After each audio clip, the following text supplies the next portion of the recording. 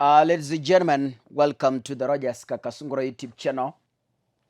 A big thank you, always, as I say, to those who are supporting this platform. And may God bless you. Keep subscribing.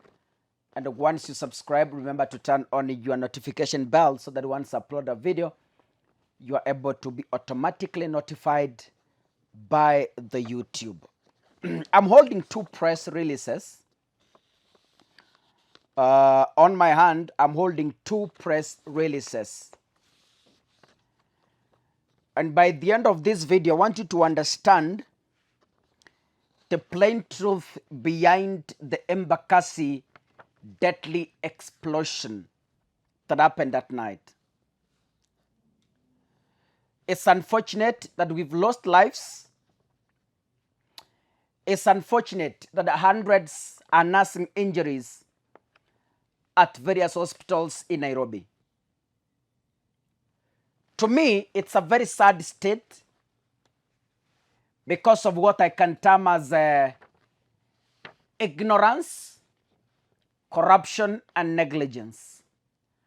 I am going to argue my case on why I believe so. The Embakasi fire tragedy is entirely corruption at play. But God decided to expose the corrupt Ministry of Interior and EPRA through this fire, which, unfortunately, has taken lives, and we don't know how many lives are going to die from the injuries. It's a very sad state, but we say condolences to those who have lost their lives and quick recovery to those in hospitals. The first press release was released in 29th of March last year, 2023, signed by Dr. Raymond Omolo, the Principal Secretary, State Department for Internal Security and National Administration. The second press release is from EPRA and the Energy and Petroleum Regulatory Authority. It was released today, the 2nd February 2024. I will read for you both releases. We try to compare and contrast the relationship between the two. And by the end of this video, I want you to understand who is to blame in today's deadly fire explosion. The press release from the Ministry of Interior says, launch of a nationwide LPG and petroleum business registration drive. The State Department for Internal Security and National Administration, in collaboration with the State Department for Petroleum, is pleased to announce the launch of a nationwide LPG and petroleum business registration exercise. I want you to listen. The exercise is scheduled to begin on Tuesday, the 3rd of April 2023, and will run through to Friday, the 4th April 2023. The registration will be conducted in all sub-counties by National Government Administration Officers, NGAOs, in collaboration with the Energy and Petroleum Regulatory Authority, EPRA. So EPRA was involved in this. Nataka munisikize vizuri wa Kenya. So in this registration, EPRA was a key player in it. The registration drive aims to enhance the management and the regulation of LPG and petroleum business in the country and will involve collection of data and information from all LPG and petroleum businesses.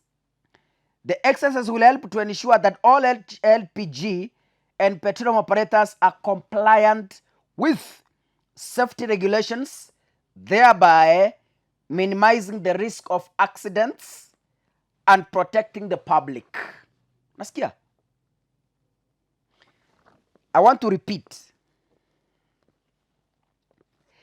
The exercise will help to ensure that all, underline that statement, the exercise will help to ensure that all LPG and petroleum operators are compliant with safety regulations, thereby minimizing the risk of accidents like the one that happened at night.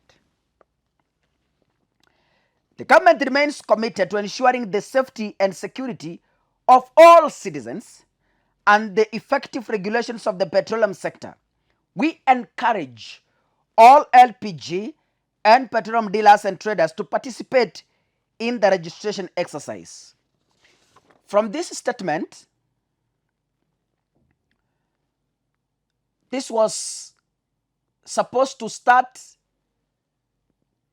on 3rd April and end. So by last year April, I want to assume EPRA, the Minister of Petroleum, had concluded registration of all LPG companies.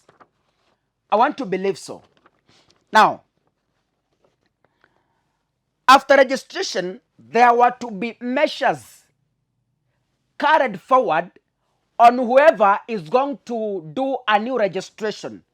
Kwamba after conducting the registration, it means those regulations now will be easier to be absorbed by the new coming companies. EPRA was a partner. An accident occurs in Embakasi, claiming lives, leaving several injured. EPRA, which was a participant in the registration exercise and implementing the regulations of safety measures, is releasing a press today. And this is what it says. At approximately 11:30 p.m. on Tuesday, 1st February 2024, there was an LPG explosion at Mradi area in Embakasi, Nairobi County. We are saddened. You see the pretense. EPRA is now mourning. We are saddened by the loss of life and injuries that have occurred. As the sector regulator, the safety and well-being of the public is a priority. Which priority when you allowed an illegal company to set up a storage? How?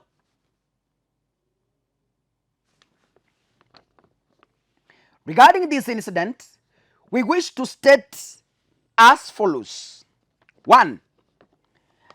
Application for construction permits of a liquefied petroleum gas LPG storage and filling plant at the site were received by EPRA on 9th March 2023, 20th June 2023, and 31st July 2023. All applications were rejected as they did not meet the set criteria for an LPG storage and filling plant in the area. If they didn't meet, who then gave a go-ahead to build it? I'm just asking. Because this plant must pay tax.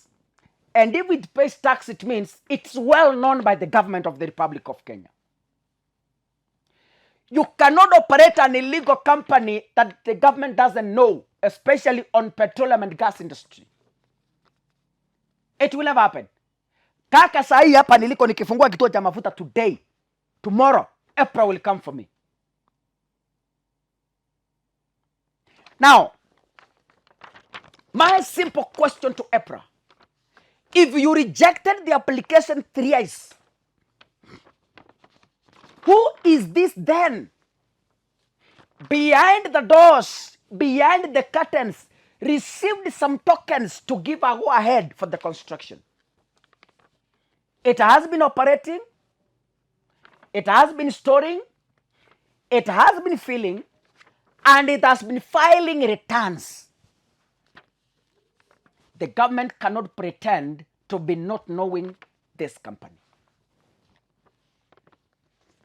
The main reason for the rejection was failure of the designs to meet the safety distances stipulated in the Kenya standard. EPRA noted the high population transit around the proposed site and the applicant was requested to submit a quantitative risk assessment, clearly indicating the radiation blast profiles in the unfortunate case of an explosion like the one that happened yesterday. The blast profiles are stimulated by use of computer software and indicate the effect of a typical blast in terms of heat radiation and tremor, shock vibration, and are useful in reviewing the safety of the surrounding areas.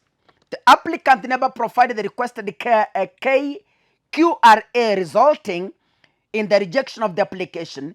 Email correspondences providing reasons for the rejection were sent to the applicant. As the regulator, we formulated short-term and medium-term measures to ensure safety of all LPG plants in the country is guaranteed. This is through actions such as undertaking detailed technical audits of all licensed LPG plants in the country, with the objective of ensuring high safety integrity status in terms of health, safety, security, and environment. Administrative actions are always taken to ensure that operating licenses for all plants rated below the high safety integrity status are revoked. In addition, surveillance and enforcement actions are taken, including demolishing illegal plants operating across the country and capping malpractice in the sector. Kaka, to me, I call this pretense, stupidity, nonsense, and ignorance of the highest caliber. Huu ni ujinga, ushenzi na ukiritimba. Ninaita ujinga kwa sababu watu wamekufa. Kampuni ya mafuta na gesi inafanya kazi nchini Kenya hata baada ya kukataliwa. Inalipa all the taxes na inakubaliwa kufanya importation of fuel. Lakini sasa EPRA inasimama kutuandikia ujinga na ushenzi. Ati sasa wameanza kulia na wakisema they will take measures. Idiocy of the highest order. I'll never apologize. God bless you, ladies and gentlemen. See you in the next video. Asanteni sana. This is a corrupt regime. Martha Karua aliwaambia ni serikali ya majambasi. Now you understand. God bless you. See you in the next video. Asanteni sana.